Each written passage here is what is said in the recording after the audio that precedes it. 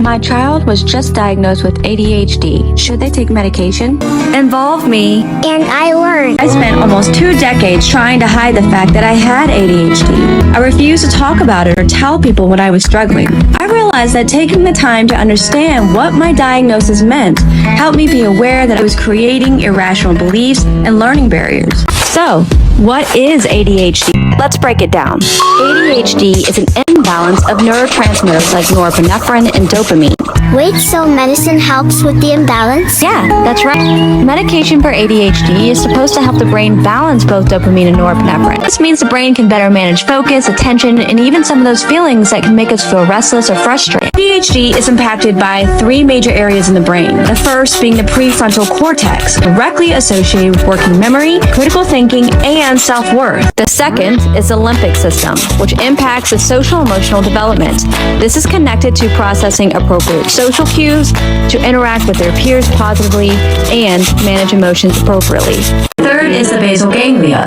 That sounds like a gross vegetable. No, more like a filing cabinet, or the neurotransmitters that get lost in the process to send messages to your brain. It helps file everything so it doesn't get overstimulated, which is directly associated with impulse control, hyperactivity. Is ADHD a common mental illness? Actually, ADHD is not a mental illness. ADHD is a developmental processing impairment that can be grouped into different categories such as inattentive, hyperactive, or combined. Once you took the medicine, did it help? Yeah, I saw almost immediate improvement in my academic success.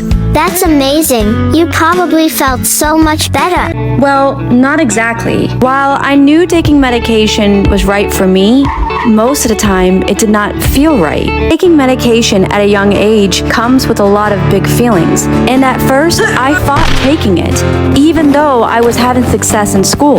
Medication can improve behavioral and academic success, but it may not follow a linear trajectory. It may look something like this.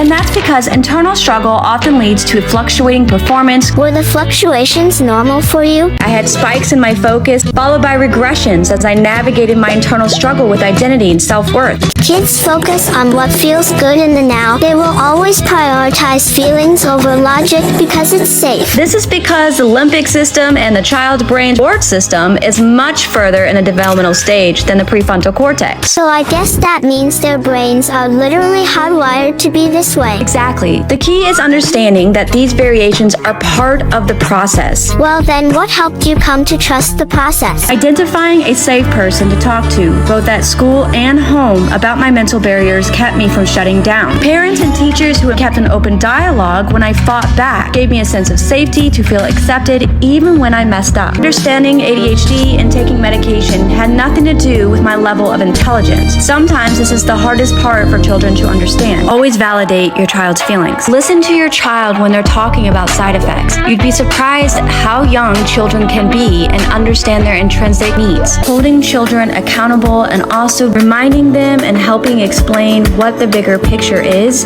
most important. It's important to remember every child is different. You have to do what's right for the child and what's right for your family. No one can understand that better than you. Remember, A child is never their diagnosis.